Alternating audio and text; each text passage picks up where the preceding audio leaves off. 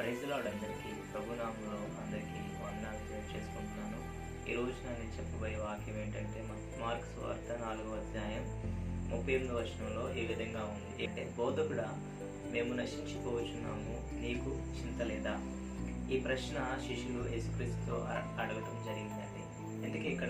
ఎందుకు ఈ ప్రశ్న అడుగుతున్నారు అంటే యేసయ్య మరియు శిష్యులు అందరూ కలిసి పడవ పైన ప్రయాణం చేస్తూ ఉండగా యేసుక్రీస్తు వారు విశ్రాంతి తీసుకునే ఆ సమయంలోని అక్కడ భయంకరమైన అలలు మరి భయంకర ఆ పరిస్థితులు రావడం జరుగు. శిష్యులంతా కూడా ఆ యొక్క అలజడులు చూసి, ఆ యొక్క తుఫాను, ఆ కెరటాలు చూసి వారు డిసైడ్ అయిపోయారు ఏంటంటే ఇంకా మేము ఈరోజు చనిపోతాము, ఇంకా మేము ఈరోజు బ్రతకము. కాబట్టి యేసయ్య నీకు చింత లేదా? యేసయ్య నీకు మా విషయంలో బాధ లేదా? మేము నశించిపోతున్నాము అని చెప్పి యేసుక్రీస్తుని అడగడం జరిగింది. ప్రియ సహోదరుడ, సహోదరి, ఈ రోజున నీ జీవితంలోకి వచ్చే కష్టాలు బట్టి, నీకున్న అప్పుల బాధలు బట్టి, నీకున్న కుటుంబంలో ఉన్న పరిస్థితులు బట్టి, నీ పిల్లల విషయంలో జరిగే ఆ యొక్క భయంకరమైన విపత్తులు బట్టి, నీకున్న అనారోగ్యం బట్టి ఈ రోజున నీవు దేవునితో ఇదే ప్రశ్నను అడుగుతున్నావు. యేసయ్య, నేను నశించిపోతున్నాను, నీకు చింత లేదా? దేవా, మా కుటుంబం పాడైపోతుంది. దేవా, నా ఆరోగ్యం పాడైపోతుంది.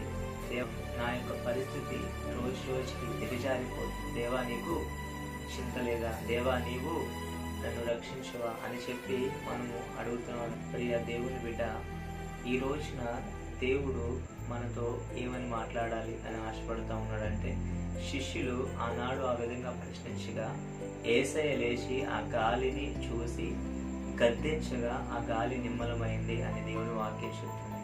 ఆ తుఫాను చూసి గద్దించగా ఆ యొక్క తుఫాను అణిచివేయబడింది అని దేవుని వాక్యం చెప్తుంది. అంతేకాదు, శిష్యులతో యేసయ్య ఏం చెప్పారంటే, మీరు ఎందుకు భయపడుతున్నారు? అదే మాటతో దేవుడి రోజు నీతో నాతో మాట్లాడుతూ ఉన్నాడు. ఏంటంటే, ఈ రోజున నీ పరిస్థితులు బట్టి నీవు ఎందుకు భయపడుతున్నావు? నీకున్న ఆర్థిక పరిస్థితులు బట్టి నీవు ఎందుకు భయపడుతున్నావు అని చెప్పి దేవుడు మాట్లాడుతూ ఉన్నాడండి.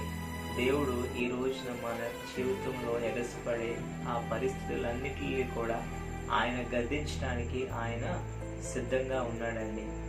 ఒకానొక రోజున ఏలియా అనే భక్తుడు దేవుని చేతిలో బహుబలంగా వాడబడిన తర్వాత అతని జీవితంలోకి వచ్చిన శోధనలు బట్టి, అతని జీవితంలో అతనికి వచ్చిన బలహీనతలను బట్టి ఆయన ఏమనుకున్నాడంటే, దేవా, ఇంకా నా పని అయిపోయింది, నన్ను చంపేసే అని చెప్పినప్పుడు ఏలియా అనుకున్నాడు ఏమనంటే, దేవుడు నాతో లేడేమో, ఇంకా నా పని అయిపోయిందేమో అని అనుకున్నాడు. కానీ దేవుడు ఏం చేశాడో తెలుసా అండి?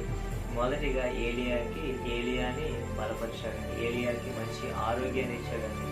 ఏలియాని బలహీనతలో ఉండి ఆయన తిరిగి లేవనెత్తి దేవుడు ఏం చేశాడు తెలుసా అండి? ఇంతవరకు చేయలేని గొప్ప గొప్ప కార్యాలని దేవుడు ఏలియా ద్వారా ఆయన జరిగించుకున్నాడండి. దేవుడు ఈరోజు అదే మాట ఈరోజు మీతో చెప్తా ఉన్నాడు. ఏంటంటే, ఈరోజు ఏ విషయంలోనైనప్పటికీ కూడా మనం బలహీన పడిపోతున్నామా, లేదా ఈరోజు ఏ విషయం బట్టి అయితే మనం బాధపడుతున్నాము, చింతిస్తున్నాము, దుఃఖిస్తున్నాము, లేదా దేవా, నీవు నన్ను వదిలేసావేమో అని చెప్పి మనం అనుకుంటున్నాము, దేవుడు ఈరోజు అదే విషయం బట్టి దేవుడు మనతో మాట్లాడుతూ ఉన్నాడండి. ఏంటి అని అంటే, ఆనాడు ఏలియాని ఏ విధంగా అయితే ప్రభు బలపరిచాడో, ఆనాడు ఏ విధంగా అయితే శిష్యులు ఆ పడవలో మునిగిపోకుండా క్షేమంగా వారి గృహాలకి అద్దరికి చేరే విధంగా దేవుడు ఏ విధంగా సహాయం చేశాడో, దేవుడు అదే విధంగా ఈ రోజున నీ జీవితంలోకి వచ్చే ప్రతి పరిస్థితిని కూడా మార్చి దేవుడు నేను ఒక ఉన్నతమైన స్థానాన్ని దేవునికి ఇవ్వాలి, నేను అణిచివేసే ప్రతి దాని నుండి కూడా దేవుడిని విడిపించి దేవుడు నీకు ఒక నిమ్మలమైన జీవితాన్ని ప్రభు ఇవ్వాలని ఆశపడుతూ ఉన్నాడు.